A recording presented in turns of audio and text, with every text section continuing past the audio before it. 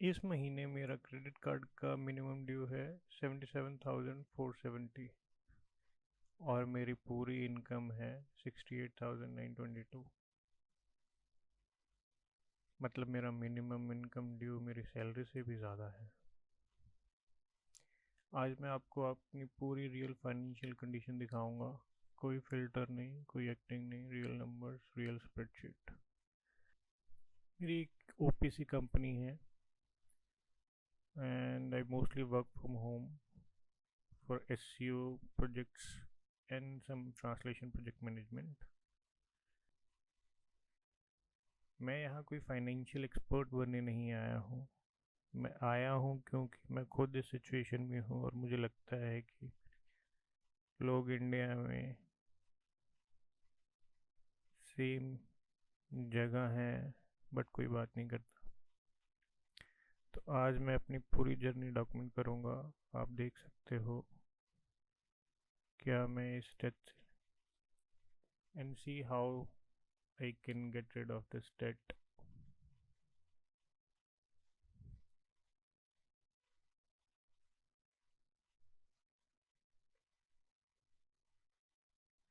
So let's talk about income. So मेरे कुछ sources है इनकम के। एक है ट्रांसलेशन। मैं लैंग्वेज ट्रांसलेशन सर्विसेज प्रोवाइड करता हूँ जिसका मेरा एक क्लाइंट है। और दूसरा है SEO services, website management services. तो मैं ये भी प्रोवाइड करता हूँ जिसके भी मेरे एक दो क्लाइंट हैं। So let's talk about May month. तो इस मंथ ट्रांसलेशन से मुझे इनकम नहीं, मतलब थोड़े से प्रोजेक्ट्स आए थे पर मैंने उसको बिल नहीं करा because it's lower than what usually build. SEO का एक परमानेंट क्लाइंट है जो मुझे $800 पे आउट देता है मंथली, और पेपाल से रिसीव करने के बाद this is what I got 8,922.78। तो सबसे पहले let's go to the loan. मेरे पे कितने लोन चल रहे हैं। अब लोन मेरे पास है, जो लोन मेरे पास है वो है HDFC से। एक प्रॉपर्टी लोन है जो मैंने प्लॉट खरीदा था। इसकी मंथली जो 12 लाख समथिंग का है और इसकी मंथली EMI 12,140 रुपये जाती है। उसके बाद आ गया ICICI होम लोन जो मैंने घर के लिए ले रखा है जहाँ पे मैं रह रहा हूँ, जिसकी EMI है 32,815। फिर एक एक्सिस बिजनेस लोन लिया था मैंने, जिसकी EMI है 28,933। एक HDFC जंबो लोन चल रहा है, this is personal loan. EMI 8,881, जो कि आई थिंक अगस्त मंथ में फिनिश हो जाएगा। फिर मेरे पास एक कार लोन है महिंद्रा का जिसकी EMI है 21,450। एक पर्सनल लोन RBL का है जो कि लास्ट ईयर मैंने लिया था फॉर सम मैरिज एक्सपेंसेस, जिसकी EMI है 11,335। एक OD है मेरे पास जिसका मंथली इंटरेस्ट इस मंथ आया है 7,749 रुपये। और एक गोल्ड लोन चल रहा है जिसकी मंथली EMI है 5,000 रुपये। तो ये मेरे स्टैटिक लोन्स हैं जो कि चल रहे हैं। अब आता है असली मज़ा, क्रेडिट कार्ड। मेरे पास ऑलमोस्ट 8 to 9 क्रेडिट कार्ड्स हैं जिसकी टोटल लिमिट है 11,64,000 रुपये और टोटल आउटस्टैंडिंग है 7,51,000 रुपये। तो दिस इज़ वेरी वियर्ड, मतलब आउट ऑफ द वे जाके स्पेंड हो चुके हैं।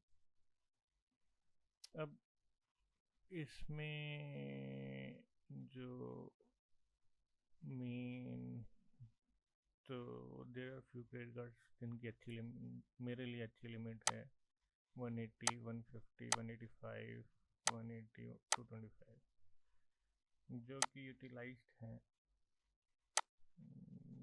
Most of them are used for during marriage and other was like एक से निकाला दूसरे में डाला, एक से निकाला दूसरे में डाला, और वो पाइल अप होते रहे जो।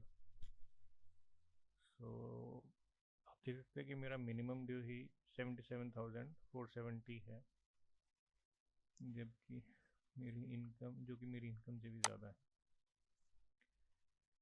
सो हेयर सम पर्सनल लोन्स मैंने कुछ फ्रेंड्स वगैरह से ले रखे हैं। 3 लाख एक से हैं। सो अब आते हैं मैं इस सिचुएशन में आया कैसे।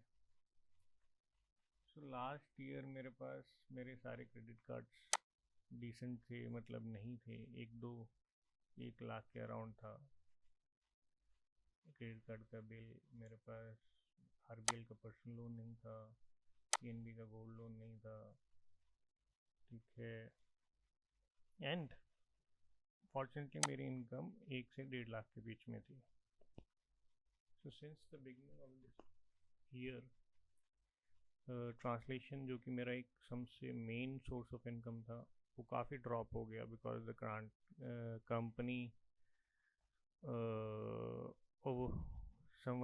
some other company overtook the company, and जो फ्लो ऑफ वर्क था वो काफ़ी ड्रॉप हो गया, almost two zero. Last 4 month से मैंने उन्हें बिल ही नहीं कराया because it's under 500 USD।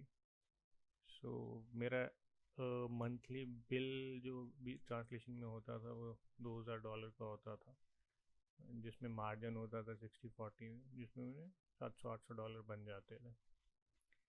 Plus SEO का एक स्टैटिक क्लाइंट था जो कि अभी भी है। ये भी स्टैटिक क्लाइंट के पास का लास्ट जो बिल था, स्टार्टिंग बिल था, वो 1200 का था। And then there are few websites gone, and now जो भी मैं वेबसाइट मैनेज कर रहा हूँ उसके अकॉर्डिंग वो $800 बिल पे करता है। तो और भी कुछ सोर्सेज हैं, for example there are other translation clients, DTP services कम कुछ लेते हैं, और फॉर्मेटिंग सर्विसेज भी होती हैं। So yes, this is all the full picture. Now let's अब देखते हैं पूरा पिक्चर। इनकम है 68,000 समथिंग, लोन EMI है 1 लाख समथिंग के अराउंड, क्रेडिट कार्ड बिल है, क्रेडिट कार्ड मिनिमम ड्यू है 77,000 के अराउंड, लिविंग एक्सपेंसिव 15 से 20,000 रखिए। So I am newly married, there are more expensive. तो total outstanding around 2 K around आ जाता है। मतलब हर महीने मुझे 1 लाख शॉर्टफॉल है। ये सिर्फ मिनिमम ड्यू पे है, और मेरा मिनिमम ड्यू से ज़्यादा देने का कोशिश करता हूँ। तो मैं क्या करता हूँ, एक क्रेडिट कार्ड, तो क्रेडिट कार्ड के लिए आई पे minimum due. So I have a friend जिसकी एक शॉप है मोबाइल की। सो वहाँ से स्वाइप मरवा के, या फिर एक स्वाइप मरवा के दूसरे में डाल दिए, दूसरे को मिनिमम ड्यू पे कर दिया। So this is how I circulate my credit cards as of now, but hopefully in few months I will able to wrap it up. तो ये मेरी सिचुएशन है। मैं यहाँ एक प्लान बनाना चाहता हूँ, आपसे किसी के सबके सामने एग्जीक्यूट करना चाहता हूँ। मेरे पास 3 गोल्स हैं। एक क्रेडिट कार्ड डेप्ट जो कि 7 लाख समथिंग, इसको टैग करना है। दूसरा मुझे इनकम बढ़ानी है, और तीसरा यूट्यूब चैनल के थ्रू एक इनकम सोर्स बनाना चाहता हूँ। नेक्स्ट इस मंथ मैंने एक और लोन अप्लाई कर रखा है, विच इज़ लाइक रिफर्बिशिंग लोन, जिसकी ये जो कि घर की रिफर्बिशिंग के लिए मिल जाता है। सो जिसका इंटरेस्ट रेट कम होगा, और उससे मेरे 2-3 लोन, एक ये बिजनेस लोन क्लियर हो जाएगा, आरपीएल का लोन क्लियर हो जाएगा, मोस्ट प्रोबेबली अगस्त में मेरा जंबो लोन क्लियर हो जाएगा। तो वो 10 से 12 लाख का होगा, जिसमें मेरे 3 लोन क्लियर हो जाएंगे, एंड